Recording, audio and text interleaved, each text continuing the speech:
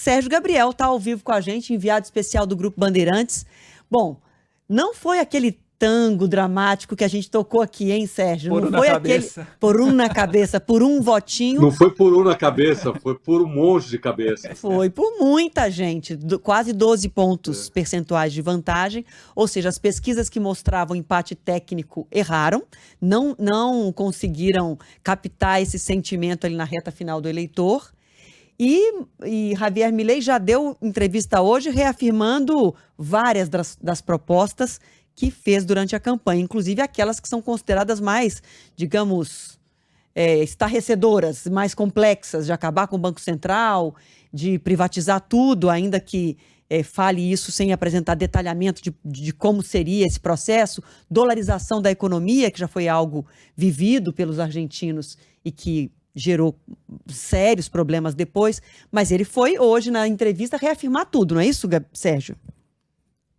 Adriana, eu acho que, na verdade, ele reafirma as ideias em geral, as ideias que ele fez durante a campanha. Agora, ele dá um outro tom, né? Por exemplo, na questão da dolarização, ele fala que defende a competição livre entre as moedas, que ao longo do tempo, quando a economia argentina se organizar mais, os argentinos vão escolher qual moeda eles preferem, qual moeda argentina. É um pouco diferente daquela proposta tão simplória, né, de dolarização que ele fez na campanha. Ele voltou a falar dos vouchers, né, para a saúde e para a educação, uma coisa que ele tinha esquecido no segundo turno da campanha, né? Os vouchers eles são uma ferramenta em que algumas pessoas pagam uma taxa pela educação e pela saúde pública, né? Isso foi muito contestado durante a campanha. Ele reafirmou que ele pretende fechar o Banco Central, que isso é uma coisa decidida por ele. Então, ele reafirma basicamente tudo que ele está propondo. Ele chega muito forte agora como presidente, né? Por conta dessa vantagem de 12 pontos percentuais.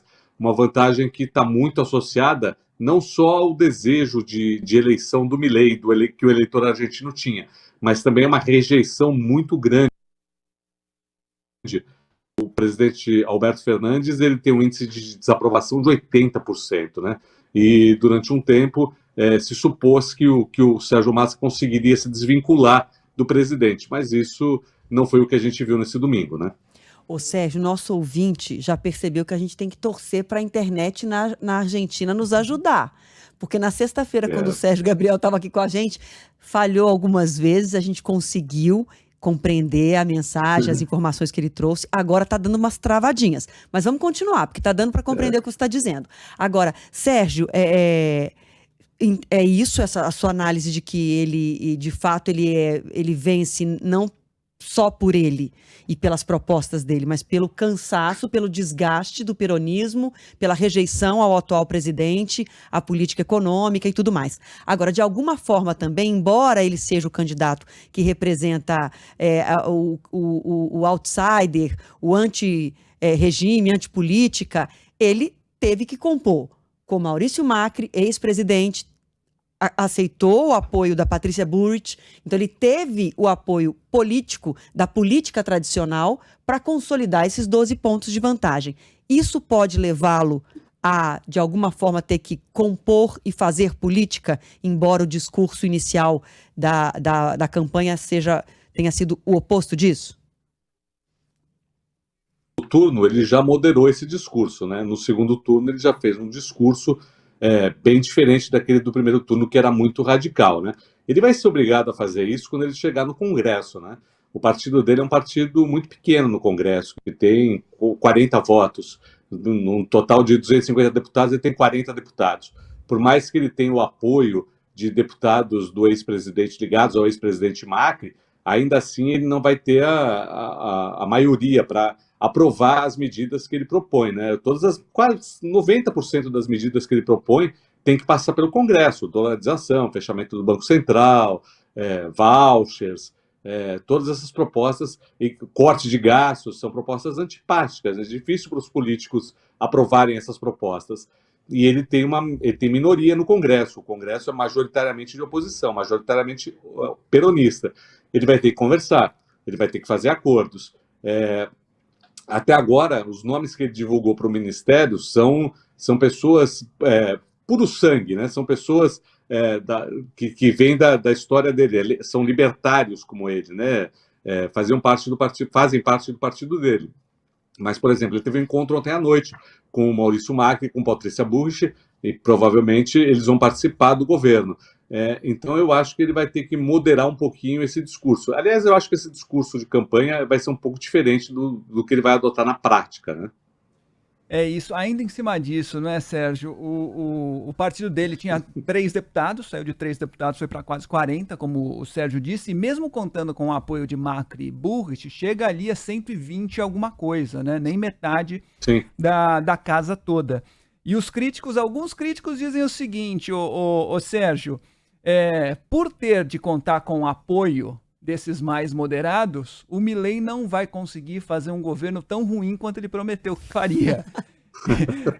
Claro, baseados naquelas propostas mais radicais que dificilmente ele vai conseguir implementar, né?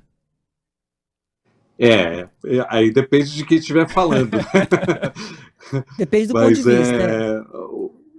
O que acontece é o seguinte, eu conversei agora com algumas pessoas aqui, com alguns argentinos, e me chamou muita atenção uma pessoa, uma advogada, né? Eu encontrei na rua e tal. Ela estava me dizendo assim, que ela espera, que ela votou no Milei, que ela não estava convencida de que ela deveria votar no Milei, mas que ela tinha uma rejeição muito grande ao atual governo, ao peronismo. Ela votou no primeiro turno na Patrícia Bullrich e que ela espera agora moderação do Milei. Esse é o sentimento dela. Claro que existe 30% de eleitores que são aqueles Milei puro sangue mesmo. Se a gente pensar um pouquinho, olha, o Milei teve no primeiro turno 29% dos votos. Ele teve agora 56%. Ele teve um crescimento de 70%. Esse crescimento ele não se explica simplesmente porque as pessoas começaram a achar que as propostas do Milei eram boas, mas principalmente por causa da rejeição ao peronismo, da rejeição ao atual governo. Então eu acho que ele vai ter que governar pensando em todas essas pessoas. Ele não vai poder fazer um governo exatamente como que ele propôs no primeiro turno. Um governo para os 30%, digamos, mais radicais ali das aliados de todas as horas. E é claro que é difícil fazer esse levantamento porque a gente não sabe em quem a pessoa votou no primeiro turno, em quem cada um votou no primeiro turno e no segundo turno. Mas, teoricamente, ele abocanhou todos os votos da Bullrich, né? Os 23% dela. 30% contra 15% do Sérgio Massa no segundo turno, né? Um crescimento muito pequeno. Ele abocanhou, sei lá, 80% dos votos da Patrícia e dos outros candidatos. Em Córdoba, por exemplo, que tinha um candidato chamado Schiaretti, que era um governador que chegou em 4º lugar, o Milei ganhou por 70%. O Milei ganhou em 21 das 23 províncias da Argentina. O Milei ganhou em Rio Gallegos, que era a cidade da Cristina Kirchner. E ganhou em Buenos Aires, na capital, né? Ganhou na cidade de Buenos Aires. Não, né? na província, né? Perdeu na capital, na sim. província, né? Eu queria finalizar te perguntando justamente sobre isso, sobre o clima nas ruas. Se tem um clima de euforia, esperança pró-Javier Milei. Eu lembro muito bem da eleição do Trump. O dia seguinte em Nova York era um dia de luto. Saía nas ruas para conversar com as pessoas e os nova-iorquinos estavam de luto, mas eles derrotaram o Trump. Nova York não queria o Trump. Agora, o Milei ganhou na capital, ganhou nessas 21 províncias que você citou. Tem um clima de euforia, de esperança eufórica agora no que vem pela frente? Olha, ontem teve muita festa, né, evidentemente, dos eleitores do Milei, né? Eles tomaram conta do Obelisco ali, que é um local onde tradicionalmente acontecem as manifestações, as comemorações, né? Agora, hoje não é o melhor termômetro, não, porque hoje é feriado aqui na Argentina. Então, as pessoas estão em casa, estão com a família, ou foram viajar.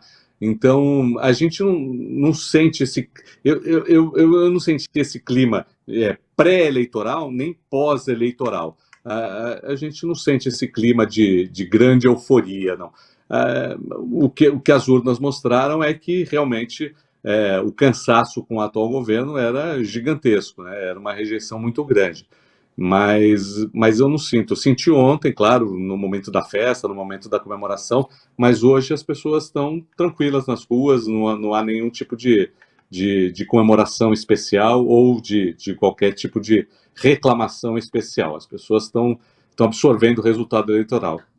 Bem lembrado, feriado da soberania nacional na Argentina, né? Que tanto não tem nenhum reflexo do resultado eleitoral no mercado financeiro, por exemplo, nas cotações das moedas, do peso, do dólar, enfim, porque você não tem como ter esse reflexo ainda. O mercado financeiro hoje não funciona aqui na Argentina. A única coisa que pode servir de parâmetro é que, como o Milei anunciou de manhã, né, numa das entrevistas, que ele vai privatizar a companhia de petróleo, né, a YPF, né, e isso fez com que as ações da companhia e as ações das empresas argentinas subissem em Nova York, né? Não sei se isso tem a ver com o anúncio que ele fez hoje de manhã ou se tem a ver com a eleição, pura e simplesmente, do Milei. Então, esse é o primeiro sinal. Agora, o que vai acontecer com o mercado financeiro, a gente só vai saber a partir de amanhã aqui em Buenos Aires. É possível que a Bolsa suba, né? Por conta dessa subida das ações das empresas argentinas nos Estados Unidos. Tá certo. Obrigada demais, viu, Sérgio, pelas informações. E a gente espera novas informações mais tarde no Jornal da Band. Sérgio Gabriel vai estar com uma reportagem especial sobre essa eleição de Javier Milei na Argentina. Obrigada demais, querido.